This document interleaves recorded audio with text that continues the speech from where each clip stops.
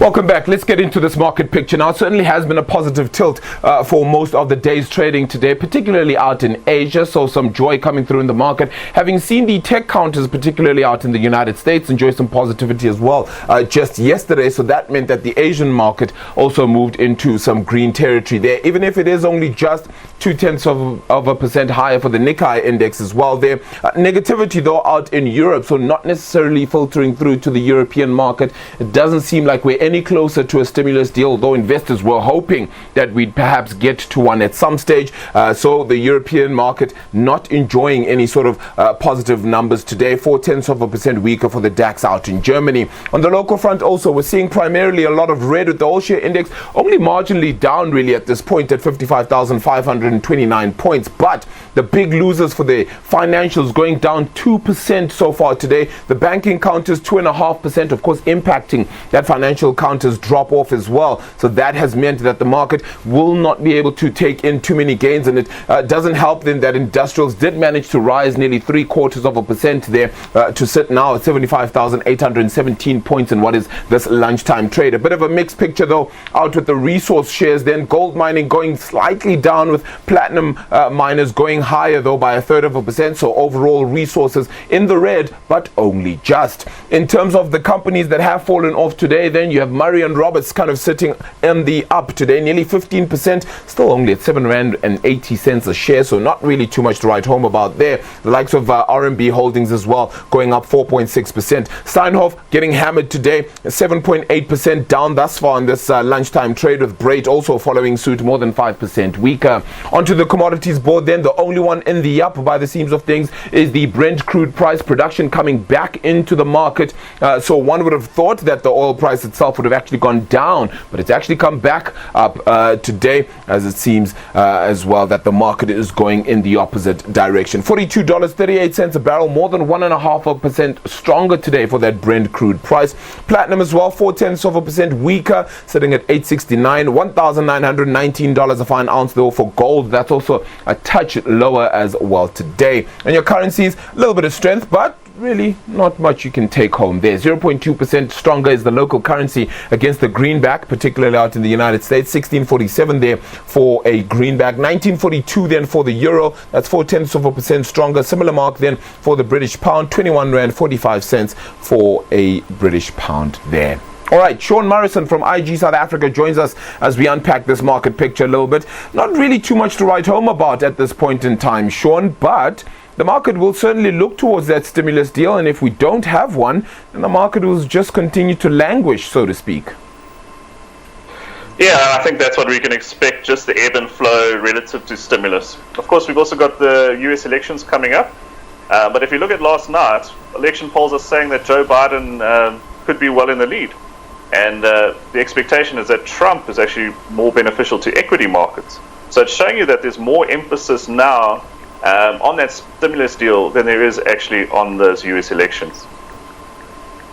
Yeah, it becomes a big question then as we head, what is it now, just over 20 days or so until that day, actually, that November 3rd election, that the market will be looking straight towards exactly what happens there, and the polls just becoming more and more insignificant and more important.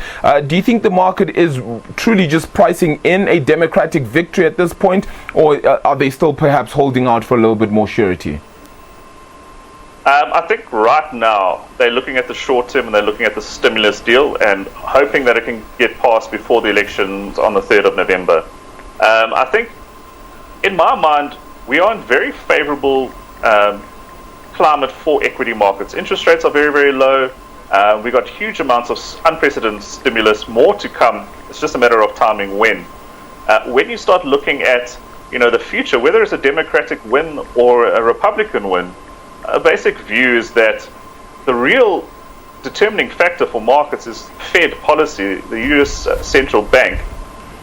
And I think in both scenarios, both of those central banks are going to remain extremely dovish and accommodative to markets. So I think while we're going to get these knee-jerk reactions into the elections, I think overall, excluding COVID and all the other things that are happening around us, I think it should be a net positive for equity markets.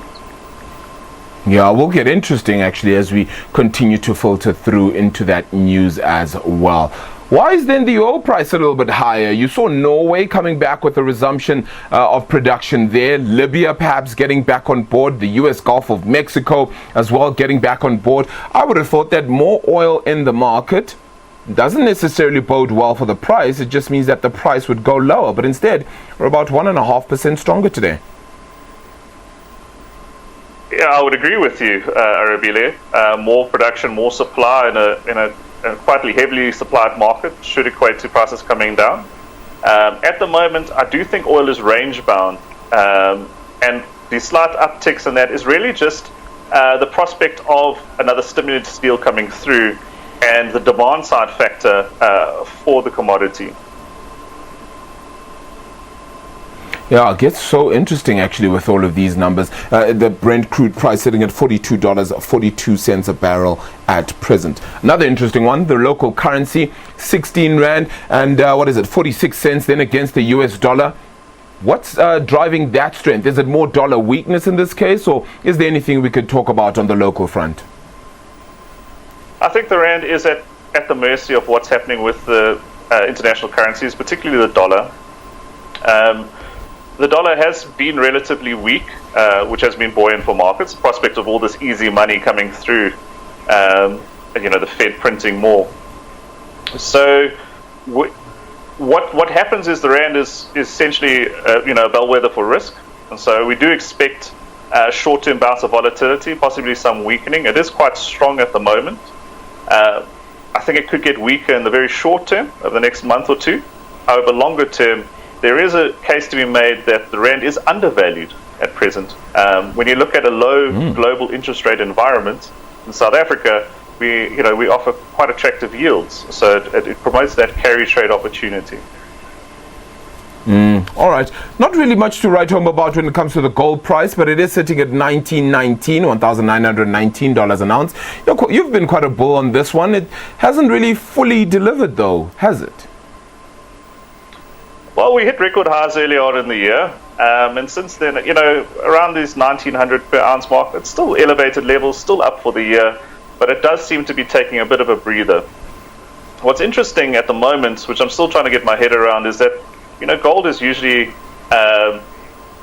it's a hedge against inflation. And at the moment now, we don't really have inflation. Inflation data is coming out at the moment. So it's kind of stopped it in its tracks, and it seems to be moving in sync with equity markets. So when the equity markets start to rise, it's starting to move up, which is quite strange because you think of it as a safe haven asset. So for me, my view is I'm still bullish on a longer term basis, but in the short term, I think the market is just catching its breath, so to speak, the gold market, that is. Yeah. All right. Well, hopefully it continues to catch his breath, and we'll see how things fare on that front. Sean, thank you so much for the time, though. Really appreciate it. Sean Morrison is from IG South Africa, helping us unpack that market picture. As we had said a little bit earlier on, then mining production data having come out a little bit earlier, things not looking too good still on South Africa's economic front. Then we have gotten word as well from the president's economic advisors then as well, saying that perhaps it's time to spend more money to get South Africa out of its ailing situation, and not necessarily produce too many cutbacks, because that could actually reduce the amount of expenditure and infiltration that goes into the market. Just beginning to pick up South Africa's economy post COVID-19 may come a little bit more from spending as opposed to cutting back.